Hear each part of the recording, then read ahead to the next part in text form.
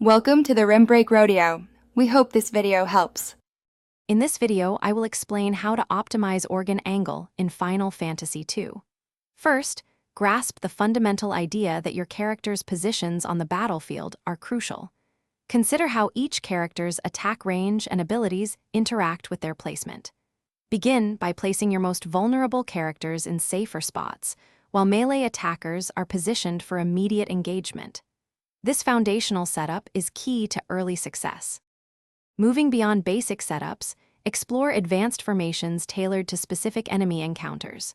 For example, a tight defensive formation might be best against area of effect attacks, while a spread-out approach works for single-target threats.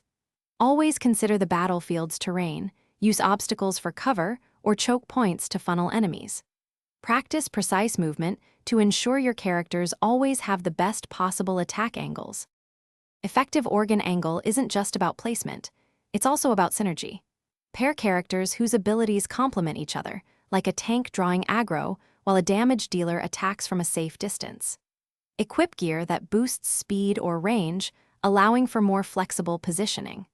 Remember to adjust your entire strategy based on your current party members, leveraging their unique strengths for maximum impact. Finally, let's refine your approach.